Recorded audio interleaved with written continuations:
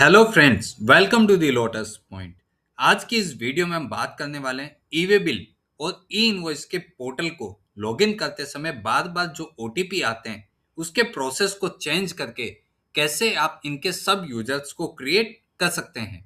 Every time जब भी आप ई वे बिल बनाने के लिए पोर्टल को लॉगिन करते हैं तो हर बार ओनर के पास इसका ओटीपी जाता है जिसके थ्रू ही आप पोर्टल को लॉगिन कर सकते हैं। आज के इस वीडियो में हम यही सीखने वाले हैं कि कैसे ई वे बिल और ई इनवॉइस के पोर्टल पर सब यूजर को हम क्रिएट कर सकते हैं। ओनर चाहे तो अकाउंटेंट या फिर मैनेजर या फिर जो भी रिप्रेजेंटेटिव है उनका सब यूजर्स क्रिएट कर सकता है। जो डेली ई वे बिल बनाने का काम करते हैं उनका सेपरेटली सब यूजर क्रिएट कर दे, जिससे जब भी वो ई वे बिल या फिर ई इनवॉइस बनाएंगे तो उनके ही दिए गए नंबर पर ओटीपी आएगा और बिना ओनर को परेशान किए वो ई वे बिल बना पाएंगे। अब हम इस कॉन्सेप्ट को प्रैक्टिकली समझने की कोशिश करते हैं और इसको कैसे सिस्टम पे प्रैक्टिकली करते हैं वो चीज को भी हम यहाँ पे दिखाने वाले हैं।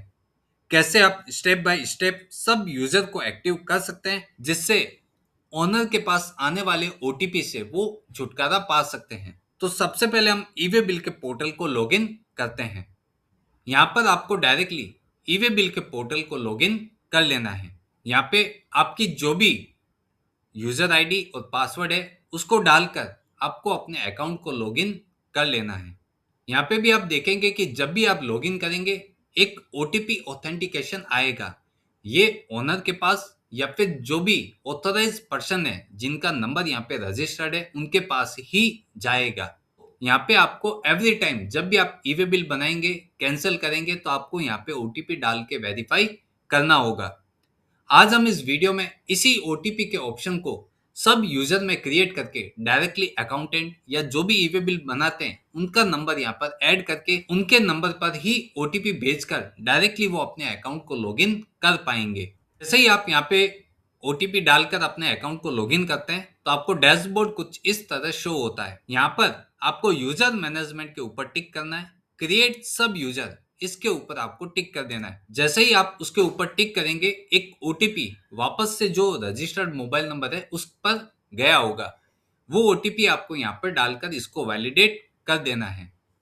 जैसे ही आप यहाँ पे ओटीपी डालकर वेरीफाई करते हैं यहाँ पे आपको यूजर क्रिएशन के लिए एक विंडो ओपन हो गई है जहाँ पे आप अपना नया यूजर नेम क्रिएट कर सकते हैं, कौन सा मोबाइल नंबर, कौन सा ईमेल आईडी और किन किन चीज़ों को आपको उनको एक्सेस देना है वो सब चीज़ को आप यहाँ पे डिफाइन कर सकते हैं।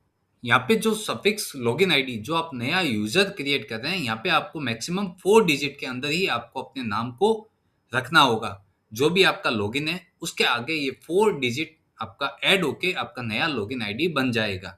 उसके बाद जो भी आपका नीचे डिटेल्स है कि किसके नाम पे आप यूजर रजिस्टर कर रहे हैं, वो कंपनी का क्या लगता है, उसके बाद उनका मोबाइल नंबर, उनकी ईमेल आईडी और नीचे बहुत सारे टैब्स दिए हुए हैं कि आप उनको किन किन चीज़ों की ऑथोरिटी देना चाहते हैं। समझो यहाँ पे enable e way bill generation, उनको अगर आप ऑथोरिटी देना चाहते हैं तो उस ऑप्शन को यस कर दें, अदरवाइज नो कर दें। तो यहाँ पे बहुत सारे ऑप्शन है, enable consolidated e way bill generation, enable e way bill rejection, enable report generation. मतलब ई वे बिल पोर्टल पे बहुत सारे ऑप्शंस आते हैं कि आप बल्क में ई वे बिल बना सकते हैं। अगर कहीं मिस्टेक हो गई तो आपको उसको रिजेक्ट भी करना पड़े। तो यहाँ पे जब भी आप ई वे बिल पोर्टल को लॉगिन करेंगे आपको जो ओनर ने जिन जिन चीजों की ऑथोरिटी दे रखी होगी वही ऑप्शंस आपके डैशबोर्ड पे आप एक्सेस कर पाएंगे। आप यहाँ पे सब चीज मेंशन करके आपको यहाँ पे अपनी लॉगिन आईडी को भी चेक कर लेना है। ये लॉगिन आईडी किसी और ने तो नहीं यूज करके रखी है। तो आप यहाँ पे अलग अलग डिफरेंट डिफरेंट नाम यहाँ पे आप डाल के अपनी लॉगिन आईडी को आप यहाँ पे चेक कर सकते हैं। जैसे ही आपका नाम अगर किसी और ने नहीं यूज किया है तो आप यहाँ पे देख सकते हैं कि you can use this user ID. आप ये आईडी को आप अपने लॉगिन आईडी के साथ ऐड करके यूज कर सकते हैं। उसके बाद नीचे सबमिट का एक ऑप्शन आता है।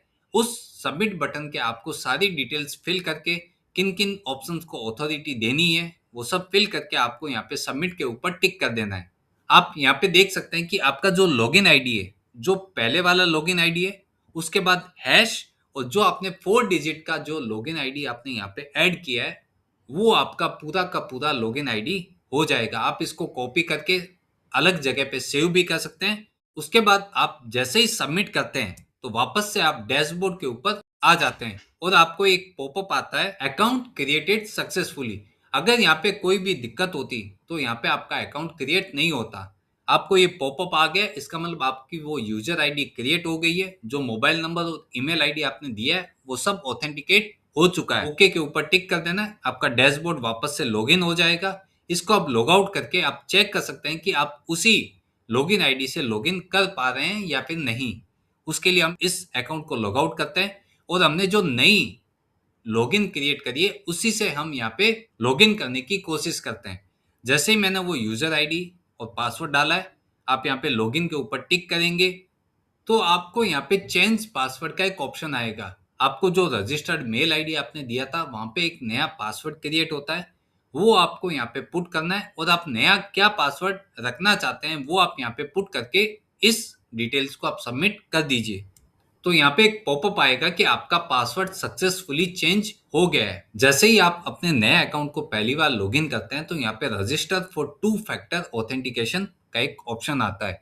अगर आप चाहते हैं कि बार बार ओटीपी आए तो आप रजिस्टर फॉर टू एफए के ऊपर आप टिक कर सकते हैं। इन केस अगर आप अंडरटेकिंग दे देते हैं तो आपको ओटीपी भी नहीं आएगा। आप नया लॉगिन विदाउट एनी ओटीपी के आप कर सकते हैं। तो हमने यहाँ पर रजिस्टर फॉर टू एफए, क्योंकि आप अंडरटेकिंग कुछ समय के लिए दे सकते हैं लेकिन आगे जाके वापस से आपको रजिस्टर फॉर टू एफए करना ही पड़ेगा। तो इसके लिए आज से ही हम रजिस्टर फॉर टू एफए कर देते हैं। एक सिंपली ओटीपी आएगा, जिस ओटीपी को डाल के आप अपने अकाउंट को वेरीफाई कर सकते हैं। जैसे ही आप सबमिट करेंगे यहाँ पे एक पॉपअप आएगा, successfully register for two factor authentication. मतलब अब आपको अपने नए मोबाइल नंबर पे ओटीपी आ जाएगा, उसके थ्रू ही आप अपने अकाउंट को लॉगिन कर सकोगे। आप अपने नई यूजर आईडी को नए ओटीपी के थ्रू आप लॉगिन कर सकते हैं। जैसे ही आप लॉगिन करेंगे आपको पोर्टल वापस से कुछ इस तरह शो होगा। अब ये तो था कि मैंने ई वे बिल में नया सब यूजर क्रिएट कर दिया है। अब बार बार ओटीपी ओनर के पास नहीं जाएगा, आप अपने ही दिए गए मोबाइल नंबर से अपने अकाउंट को लॉगिन कर सकते हैं। ई वे बिल बनाना, मल्टीपल ई वे बिल बनाना, ई वे बिल को डिलीट करना, कैंसिल करना, मोमेंट को चेंज करना, वो सब चीज आप यहाँ पे कर सकते हैं। सब परमिशन को आपके लिए अप्रूव कर दिया था। अब हम बात करते हैं कि ई इनवॉइस पोर्टल पर सेम आप नया सब यूजर कैसे क्रिएट कर सकते हैं।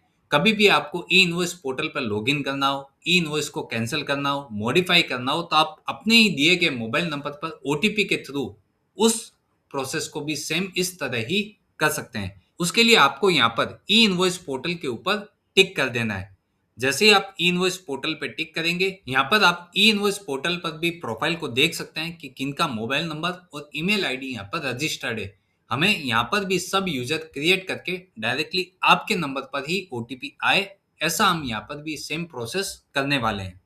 ई इनवॉइस पोर्टल पर भी सेम यूजर मैनेजमेंट का एक ऑप्शन आएगा, उसके अंदर आपको अपडेट सब यूजर के ऊपर ही टिक करना है, क्योंकि ऑलरेडी आपने ई वे बिल में नया यूजर क्रिएट कर लिया है।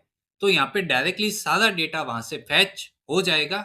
आपको ओटीपी डाल के अपने अकाउंट को वेरीफाई कर लेना है। यहाँ पर सारी डिटेल्स ऑटोमेटिक ई वे बिल पोर्टल से फैच हो गई है। आप किन किन चीजों की परमिशन देना चाहते हैं वो आप यहाँ पे यस और नो कर सकते हैं। सब डिटेल्स को आपको यहाँ पर फिल करके अपडेट के ऊपर आपको टिक कर देना है। जैसे ही आप अपडेट करेंगे यहाँ पे एक पॉपअप आएगा, अपडेट सक्सेसफुली। तो इसका मतलब आपका यहाँ पे सब यूजर क्रिएट हो चुका है। तो इस तरीके से आप देख सकते हैं कि आपका ई वे बिल और ई इनवॉइस दोनों ही पोर्टल पर सब यूजर अपडेट हो गया है। आप यहाँ पर नई यूजर आईडी को डालकर अपने अकाउंट को लॉगिन कर सकते हैं। सेम आपका ई वे बिल पोर्टल भी ओपन हो जाएगा और उसके बाजू में ई इनवॉइस पोर्टल है, उसको भी आप यहाँ पर लॉगिन कर सकते हैं। अगर आप डायरेक्टली ई इनवॉइस पोर्टल को भी लॉगिन करना चाहते हैं तो यही यूजर आईडी और पासवर्ड जो आपने अभी क्रिएट किया था उसके थ्रू आप लॉगिन कर पाएंगे। तो ये तो एक प्रोसेस था जहां पर हम ई वे बिल का सब यूजर क्रिएट कर सकते हैं। बिकॉज बहुत बार ऐसा होता है कि कभी रात को ई वे बिल बनाना पड़ता है, कभी हो सकता है कि अर्ली मॉर्निंग बनाना पड़े, कभी हो सकता है कि आपके ओनर फॉरेन ट्रेवल कर रहे हैं तो उस समय ओटीपी क्रिएट नहीं हो पाता है या फिर आपको ओटीपी नहीं मिल पाता है। उसकी वजह से कंपनी आपको सब यूजर क्रिएट करके दे सकती है, जिससे ओनर बार बार रिसीव होने वाले ओटीपी से छुटकारा पा सकते हैं। तो एक बहुत ईज़ी प्रोसेस था जिसको हमने यहाँ पर समझाने की कोशिश करी। अगर आपको इस वीडियो के रिलेटेड कोई भी डाउट हो, कोई भी पॉइंट अगर आपको नहीं समझ आ रहा हो, तो आप हमको बेझिझक कमेंट या फिर ईमेल करके आप हमसे समझ सकते हैं। अगर आपको ये वीडियो अच्छी लगी हो तो इसको अधिक से अधिक लोगों तक शेयर करें, जिससे सब लोग इस ऑप्शन को यूज कर सकते हैं और अपने बिजनेस के काम को और आसान बना सकते हैं। अगर ये वीडियो आपको पसंद आई हो तो इसको लाइक करें। हमारे चैनल पे आप पहली बार विजिट कर रहे हैं तो हमारे चैनल को भी सब्सक्राइब कर लें और बेल आइकन पर भी क्लिक कर दें, जिससे आपको लेटेस्ट वीडियो सबसे पहले आप तक पहुंच सकती है। Thank you.